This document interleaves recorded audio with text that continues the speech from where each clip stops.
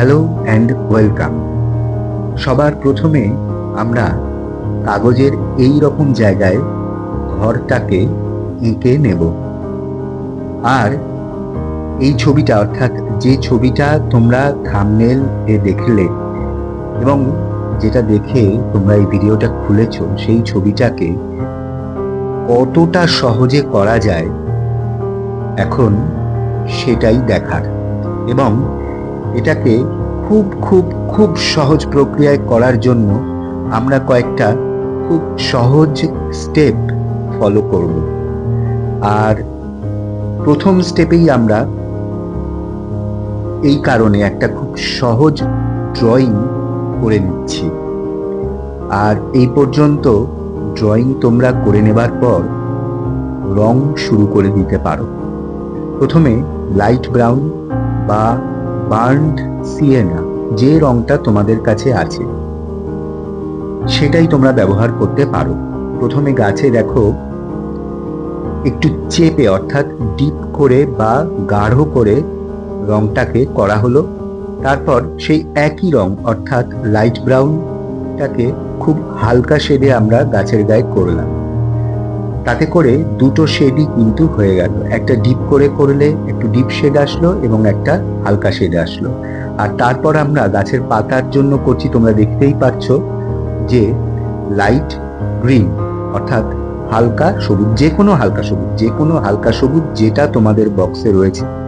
যার যার কাছে যে রকম বক্সের রং আছে সেই রকম বক্সে যে রঙের হালকা সবুজ রয়েছে তোমরা সেই হালকা সবুজ রংটা কিন্তু ব্যবহার করতে পারো। আর এই হালকা সবুজের উপর যে সামান্য অংশ ফাঁকা রাখা হয়েছিল সেখানে আমরা দিয়ে দিলাম লেমন ইয়েলো। দরজায় আর জানলায় আমরা করছি কালার পেন্সিল এর সাহায্য নিয়ে কালো রং।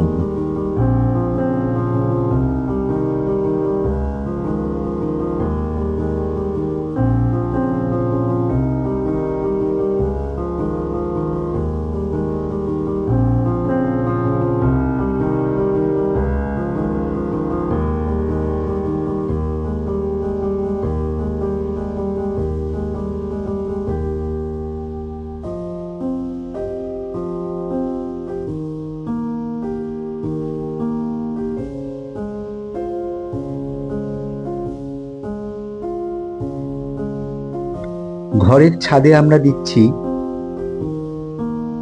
ক্রেয়ন কালারের রং।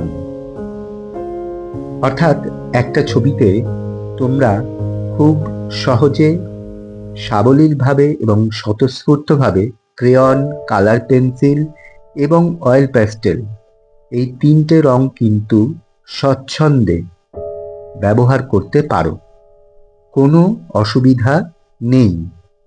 আমাদের মূল লক্ষ্য কিন্তু ছবিটাকে সহজ করে করা এবং সুন্দর করা। এমন কোনো বাধ্যবাধকতা নেই যে এই ছবিটা অয়েল পেস্টেল দিয়েই পুরোটা করতে হবে বা কালার পেন্সিল দিয়েই পুরোটা করতে হবে। আমরা এই ছবিটাকে সহজে করব এবং তার জন্য আমরা এখানে 3 রকমের রং ব্যবহার করছি: কালার পেন্সিল, ক্রেয়ন এবং অয়েল প্যাস্টেল।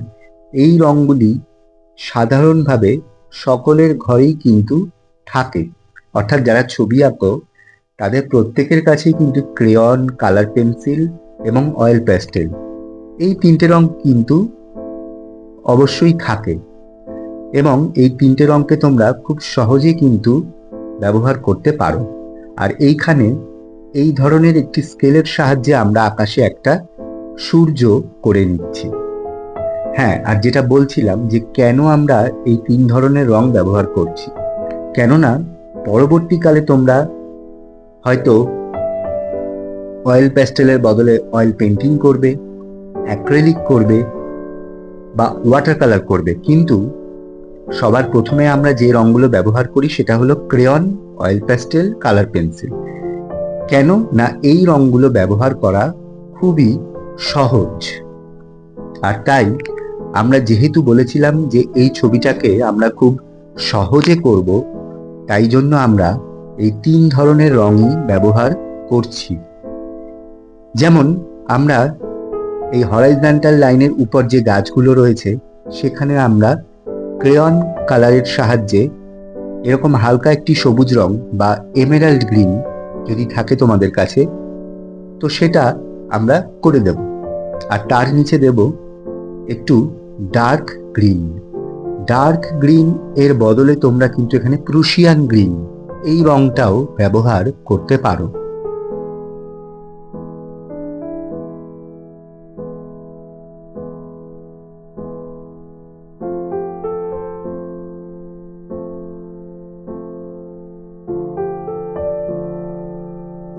হরাইজন্টাল লাইনের নিচের এতটা জায়গায় আমরা দিলাম লেমন ইয়েলো,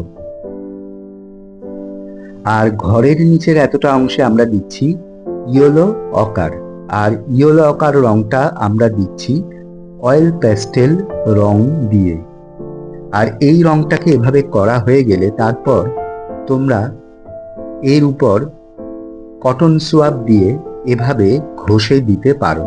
তাতে করে রংটা খুব সহজে কাগজের সাথে ব্লেন্ড হয়ে যাবে এবং উপরে একটা মসৃণ ভাব আসবে।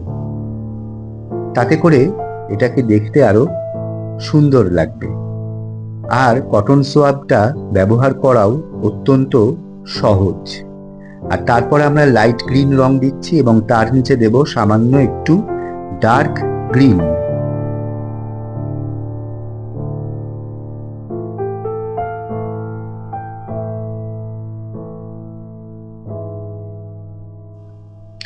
এবার যে কোনো একটা কাপড়কে, অর্থাৎ যে কোনো বাজে কাপড়, যে কোনো সুতির কাপড়, কোনো বাধ্যবাধকতা নেই যে সাদা রঙের কাপড় বা খুব ভালো কোনো কাপড় হতে হবে।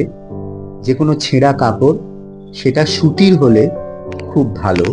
এভাবে আঙুলে পেঁচিয়ে নিয়ে তোমরা রঙের ওপর দিয়ে ঘষে দিতে পারো।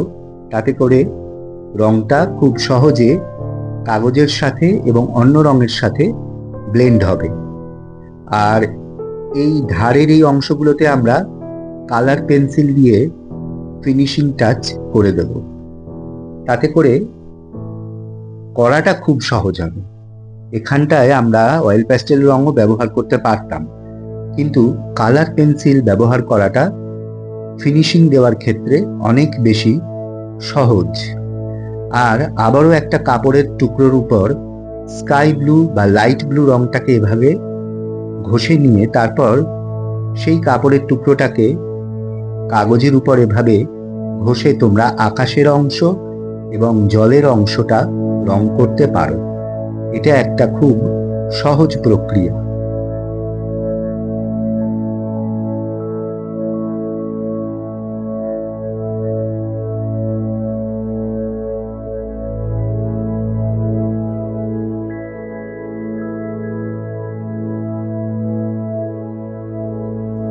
লাইক, কমেন্ট, শেয়ার আর সাবস্ক্রাইব তো অবশ্যই করবে। বেল আইকন প্রেস করতে কিন্তু ভুলো না, কেননা এরকম আরো অনেক সুন্দর ছবি বা এর থেকেও সুন্দর ছবি কতটা সহজে করা যায় তাই নিয়ে ভবিষ্যতে আবারও তোমাদের সাথে কিন্তু দেখা হবে। সকলে ভালো থেকো আর মজা করে ছবি আঁকতে থাকো। আবার দেখা হবে। টাটা।